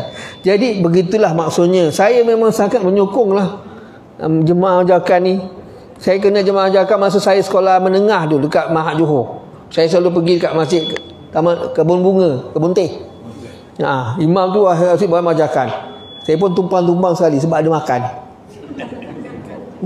Walaupun makan, itulah mengikatkan saya dulu. Kemudian saya ni ada satu insting. Kalau belakang saya bergerak-gerak, ada makan. Dia ada ajakan, dia ada makan. Gitu. Tak ada, saya pun mana ada orang beritahu mana tu ada handset apa, tak ada. Kalau belakang bergerak, ada ajakan, ada makan. Jadi dia akan semayang taubat, semayang tasbih, semayang tahajud, kemudian dia zikir wirid. Allah, itulah, saya rasa itulah berkat doa orang-orang tu. Saya letak diri saya dalam kalangan tu. Kalau nak hanyut pun dah hanyut lama dah ni. Jadi alhamdulillah, itulah bagi saya jasa haujakan pada saya. Amin. Jadi anak-anak kita di institusi mereka boleh jaga, tapi di rumah siapa nak kontrol mereka? Siapa nak kontrol mereka? Sebab itulah orang tua jugalah, mak-mak kena rajin. Kena rajin, mak bapak kena rajin. Jadi institusi hanya setakat membekal, membentuk pemikiran. Sebab tu kalau doktor ni, dia belajar tu tapi gaya hidupnya cara doktor. Menulis, cara makan. Kalau engineer, perwatakan engineer. Kalau sekolah sukan, perwatannya sukan. Dia tak akan jadi macam doktor. Smart tak ada. Jadi itu sekolah-sekolahnya hanya membentuk peribadi, membentuk pemikiran, membentuk jasmani, tapi rohaninya bergantung kepada pengisan. Tapi paling penting saya kembali kepada ibu bapa. Dia lah boleh kontrol sampai tua pun. Kalau abang saya tu nakal, mak saya gini, balik sini, entah ke mana-mana tu balik. Engkau kena bela lah. Mak juga, ayah juga. Wallahu alam bisawab. Terima kasih Ustaz. Maka berakhirlah 3 pusingan forum kita pada pagi ini. Seterusnya saya ingin membuka soalan kepada seorang lelaki dan seorang wanita, dan akan dijawab oleh salah seorang daripada panel kita. Dan saya memberi masa kepada panel-panel kita ini untuk menjawab 10 minit, termasuklah merumuskan isu-isu yang telah kita bangkitkan pada pagi ini. So saya buka soalan pertama daripada wanita. Silakan wakil. Dan saya bagi Ustaz Fuad untuk jawab. Assalamualaikum warahmatullahi wabarakatuh. Waalaikumsalam. Saya ni wakil membacakan soalan. Bagaimanakah dapat kumpulan wirid dan tarikat berperanan dalam mengekalkan kemerdekaan Malaysia mengikut perspektif Islam. Terima kasih. Saya nak buka satu cerita. Apabila Baitul Maqdis ditawan oleh tentera Kristian, maka ketika itu yang menjalankan usaha membangkitkan Barzanji adalah Syekh Abdul Jaafar Al-Barzanji. Maka penguasa ketika itu kerajaan Uthmaniyah, Salahuddin Al-Ayyubi, menggalakkan kumpulan-kumpulan membaca Barzanji ni, lama-lama menimbulkan kecintaan pada Rasulullah SAW. Dan dengan kecintaan ni akhirnya mereka membangkitkan macam mana nak membebaskan Baitul Maqdis. Dan akhirnya terbebaslah Baitul Maqdis. Ceritanya panjang, bukan. Jadi bagi saya, kumpulan-kumpulan wirid, kumpulan tarekat, kumpulan orang-orang yang beramal soleh, seperti mana mereka adalah pertahanan ataupun timbuk rohani.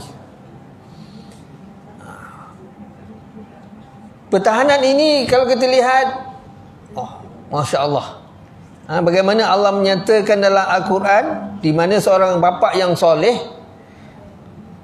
Allah pelihara harta dia tu, emas, berkuaian emas, batu-batu emas tu, yang emas tu di bawah. Maka ketika Nabi Khidir AS bersama Nabi Musa berjalan satu kampung yang sangat bakhil dan kedekut, bila sampai tidak dialu-alukan, tidak dimakan, maka tiba-tiba kedua mereka ni berjalan sampai satu tempat, rumah nak runtuh. Maka dia pun betul-betulkan rumah tu tadi yang dibaiki. Kata Nabi Musa, dahlah kampung ni orang kedekut, kita datang tak dialu, makan tak diberi, tiba-tiba awak nak betulkan rumah kat sini. Kata Nabi, dia apa, kan aku dah pesan jangan tanya. Kalau guru buat kerja jangan tanya, nanti guru beritahu. Bukan tak beritahu. Kata Nabi Khidir pun, nanti aku beritahu. Tapi yalah, kan Nabi Musa AS begitu keadaannya. Macam pelik je. Dahlah kampung ni teruk, tiba-tiba sampai satu tempat orang nak betul. Kata Nabi Khidir, di bawah ni ada harta, ada emas, kepunyaan lelaki yang soleh yang tinggalkan kepada anaknya. Tetapi oleh kerana anak ni belum sampai balik, maka masih disimpan oleh Allah Subhanahu Wa Taala. Maka bermaksudnya amal-amal kita ini bukan sahaja menjaga kita, bukan beranan untuk menjaga akhirat kita, tapi juga menjaga dunia kita, anak-anak kita. Maka sangat-sangat penting kita beramal untuk anak-anak kita. Maka anak-anak kita, bila kita beramal itu yang kata-kata panggil wazifah. 100, 200, 300. Alhamdulillah, kita rasa bersyukur. Sebenarnya apa? Saya teringat satu ayat Quran. Saya kalau baca ayat Quran ni saya seram. Ayat itu ayat surah Al-An'am 111. Allah berfirman, a'udzubillahi minasyaitonirrajim, walau annana nazzalna alaihimul malaikah wa kallahumul mauta wa hasyarna alaihim kulla syai'in qula ma kanu liyu'minu illa an yasha Allah. Jadi ayat Quran itu berbunyi, walau kami, maksudnya Allah SWT menggunakan perkataan macam bersumpah lah. Walaupun demi kami turunkan malaikat, berkali-kali turunkan, nazalna, turunkan malaikat berkali-kali, kami hidupkan mati dan beritahu orang akan kebenaran, dan kami panggil siapa-siapa ke hadapan mereka menyaksikan kebenaran Allah Ta'ala, mereka tak boleh beriman melainkan apa yang dikehendaki Allah Ta'ala. Bermakna iman kita ini dengan izin, maka sifat harus ni sangat bahaya. Sifat harus bagi Allah ni sangat menggerunkan. Allah boleh tarik iman kita bila-bila, walaupun kita beramal beratus tahun. Kalau nak tarik. Tapi sekarang ni kita ada iman itu, maka patutlah kita bersyukur pada Allah SWT. Sangat. Kita ni dapat iman tu. Kalaulah orang lain diturunkan malaikat, Ataupun bahkan orang Yahudi itu Allah panggil malaikat, angkat gunung, letak kapal mereka. Beriman tak? Beriman. Sumpah tak nak buat. Tapi bila letak, kembali kepada kufur. Tapi kita tuan-tuan, Allah sangat beruntung. Kita tidak dilahirkan di kalangan orang-orang kafir, orang Yahudi, orang Majusi. Tapi kita dilahirkan orang Islam. Kalau kita berada di tempat mereka, alangkah malang kita. Sebab itu cukuplah kita ni sebenarnya beriman dengan izin Allah Ta'ala. Maka dengan itu kita kena bersyukur. Bila kita bersyukur, kita jangan fikirkan penat, jerih, sakit. Kalau kena datang ke masjid hajatkan, datang. Makin berat, macam berat nak datang. Kalau kita baling cala, nak ringan ke nak berat? Makin berat tu sebenarnya makin banyak Allah nak bagi. Dah semangat dah ni. Okey, itu saja. Wallahu a'lam bissawab. Soalan seterusnya kita minta daripada kaum lelaki. Wakil silakan akan dijawab oleh Ustaz Haji Ahmad Tunggal. Silakan.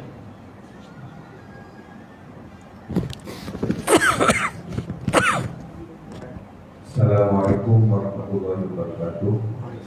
Pensi dan ahli panel yang saya hormati, saya mewakili bukan lelaki. Soalannya adalah begini: apa peranan ibu bapa dalam negara kita patut tekankan dalam mendidik anak-anak supaya terhindar daripada ancaman bencana sosial?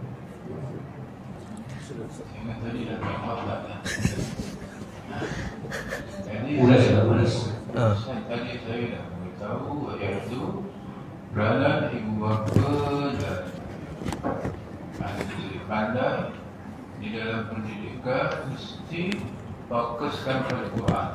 Itu saya terangkan. Jadi mengenai pendidikan itu bersepadu, iaitu pendidikan dunia dan akhirat bersama. Jadi seperti yang ada sekarang ini, macam sekolah serap dekat seperti songkat, bukan songkat, pengaruh juga mahal, sekolah Tanwiriyah, sekolah Semakjid. Itu semua adalah bagi menangani anak-anak ini supaya jadi anak yang betul-betul berakhlak Islam, menghayati ajaran-ajaran Islam. Walaupun jadi doktor, jadi daripada keluar sekolah mahal, tapi jiwa Islam itu ada. Ramailah pelajar-pelajar yang keluar daripada pendidikan secara Islam, tapi dia bertugas bukan bahagian agama. Jadi engineer, jadi arkitek, jadi ahli perniagaan seperti Ihsan Sport yang meresmikan program kita pada bulan yang lepas. Baru 2 hari saya jumpa dia. Dia yang bawa saya ke Ma'ahad Sulaimaniyah. Dia pendidikan sekolah sains, tapi dia di Islam.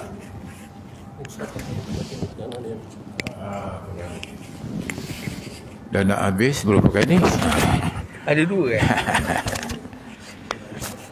Tuan-tuan sekalian, jadi Quran ni lah jatuh nombor 2 selepas sembahyang. Amalan yang terbaik sekali Al-Quran. Jadi kita fokuskan Quran. Pertama, membaca sekurang-kurang 100 kali khatam Quran. Baca.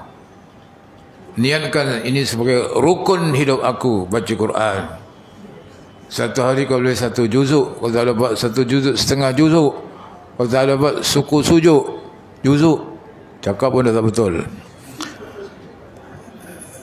Sampai kita mati, kurang-kurang 100 kali. Catat sebaik-baiknya waktu subuh, ketika malaikat bertugas malam dengan siang bertemu, di waktu fajar subuh dia mendoakan kita. Dan kalau ke khatam, didoakan oleh beribu-ribu malaikat. Yang kedua, dipelajari tajwid. Dan baca tu dia akan belajar sampai betul-betul tahu baca Quran. Saya kalau orang belajar dengan saya, kalau dia kata Quran, saya tulis. Jahit ke, jahit ke, makbul ke, saya tulis. Kalau makbul tak boleh ngajar orang, baca sendiri. Kalau jahit boleh ngajar orang, jahit tidak, pada guru-guru pun boleh diajar. Mana tahu betul selok belok Quran. Sebab sebaik manusia itu ialah orang yang belajar Quran dan mengajar pada orang lain. Khairukum man ta'al Quran wa 'allama. Kamu jadi orang yang paling baik kalau belajar Quran dan mengajar kepada orang lain. Ketiga, ditadabbur, diamati, dipahami, dihayati isi kandungan Quran. Itu kita melahirkan generasi Al-Quran namanya Jailul Quran. Ada tuan-tuan tu menjadi generasi Al-Quran. Jangan malu belajar Quran kalau tak dapat merangkak-rangkak pun tak apa. Kena teking-teking cikgu pun tak apa, sabarnya. Kalau dah dapat, baru kita rasa suka. Sebab kebanyakan ini malu. Nak belajar Quran, aku dah tua nak belajar Quran lagi. Kalau salah macam mana? Matlamatnya belajar sampai mati. Belajar Quran sampai mati. Itu makna belajar dan mengajar dan belajar tajwid dan menghayati isi kandungan Quran. Jadi senang sekarang Quran itu dah ada terjemahan makna. Kita baca tahu maknanya, ikutlah. Apa yang terkandung dalam Quran jadikan sebagai akhlak. Kerana Nabi Isa ditanya orang, macam mana Allah Nabi? Allah Nabi adalah Al-Quran. Itu namanya berakhlak dengan akhlak Quran. Kalau Quran kata Ar-Rahman Ar-Rahim, Bismillahirrahmanirrahim, Tuhan itu pemurah penyayang, kita ikut pemurah dan penyayang. Pemurah, memberi. Kita punya ingatan nak memberi, bukan nak meminta. Apa yang kita boleh beri, duit, tenaga, fikiran, nasihat, ilmu, itu semua memberi. Anggaplah kalau kita beri satu, Tuhan balas 10. Kalau kita beri apa-apa saja satu, Tuhan membalas 10 kebaikan pada kita.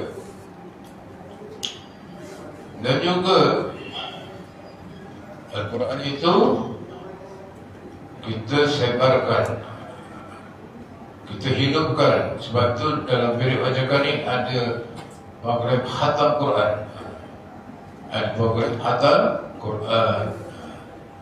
Jadi kita ikutlah program-program itu. Jadi dalam Quran itu pula yang kita nak baca sekurang-kurang seminggu sekali, surah-surah masyhur, Al-Kahfi, Ar-Rahman, Al-Waqi'ah, Al-Mulk, surah Al-Dukhan. Seminggu sekali sekurang Yasin, baca semua. Dia menghidupkan hati. Mata akan terang, telinga terang, hati terang. 3 orang yang menghayati Quran. Matanya terang, telinganya terang, hatinya terang. Kalau dah tua, dah bongkok-bongkok, tapi hatinya terang lagi. Telinganya terang. Tak adalah pasang dia. Apa awak cakap? Dia nak besarkan telinga dia pula. Begitu kan. Mana boleh telinga dia besarkan. Begitulah menghayati Quran. Dan dididik anak-anak itu sekurang-kurangnya dia sudah pandai baca, khatam Quran. Dan kalau tak boleh baca, panggil guru baca. Bayar dia agak lumayan. Semangat sikit cikgu tu. Kalau kita mengajar pada anak pelajaran saya berapa puluh? 50. Quran lebih lagi sikit. Jangan kurang. Sekarang pelajaran saya lebih, matematik lebih, Quran kurang pula. Imam Abu Hanifah suruh guru mengajar anak dia, dikasih bayaran 1000 dirham sebulan. 1000 dirham. Kita jangan banyak, RM1,000 pun boleh tahan jugalah. Tapi tak mampu pula nak baca 1,000 satu anak. Kena 10 anak, RM10,000. Jadi tak usahlah kita berpanjang lebar, dah cukuplah setakat ini. Sebagai kesimpulannya, saya menyeru pada ahli jemaah sekalian agar namanya sabar nombor 1.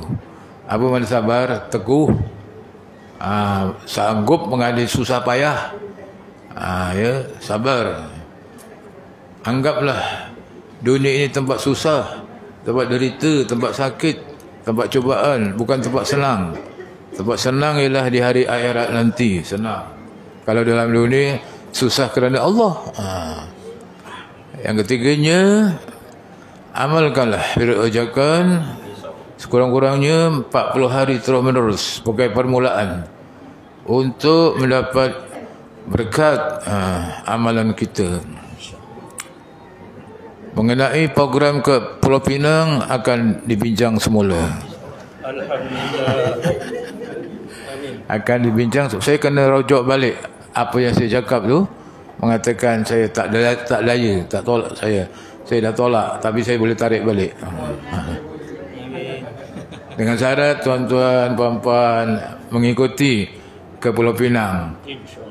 Sekurang-kurangnya 40 orang. Naik bas senang urusan. Tambang sendiri. Makan sendiri, hotel sendiri. Nak berapa hari? 3 hari? 2 hari? Nanti bincang. Sekian. Terima kasih. Terima kasih Ustaz di atas penjelasan itu tadi. Rasanya kita insyaAllah kita sambut cadangan Ustaz tadi untuk ke Penang. Kalau 40 orang, barangkali kita boleh dapatkan 20 wanita, 20 lelaki, insyaAllah. Sebelum saya mengakhiri forum pagi ini, setinggi-tinggi terima kasih kepada Syekh Ustaz Haji Ahmad Tunggal, Al-Fadhil Ustaz Fuad Osman kerana sudi hadir menjadi ahli panel forum kita pagi ini yang telah mengupas dan menjawab segala soalan yang diajukan.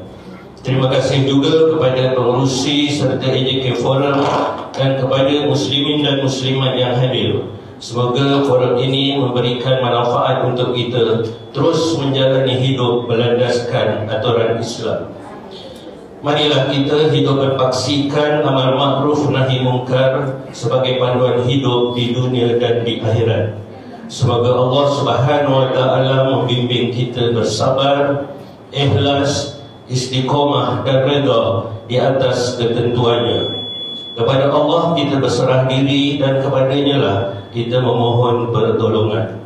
Sekadar itu forum kita pagi ini, wabillahi taufiq wal hidayah. Assalamualaikum warahmatullahi wabarakatuh.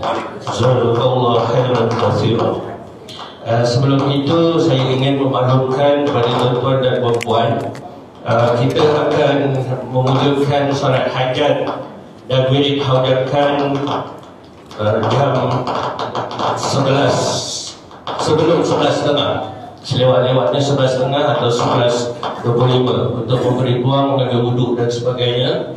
Dan sementara itu saya menjemput Ustaz yang Muslim untuk menyampaikan jawaban hati kepada ahli panel kita. Silakan.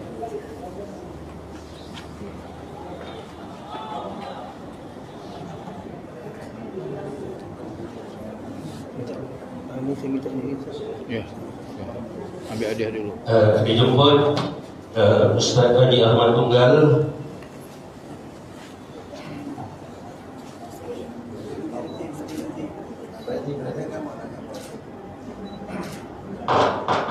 Seterusnya Al-Fadhil Ustaz Fuad Osman.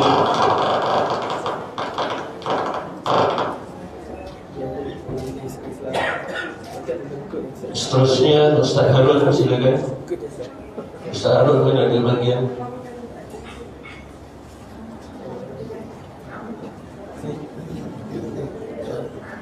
Seterusnya masa kita Tuan Muslim, Tuan Muslim sebagai bahasa kita akhirnya kita mengambil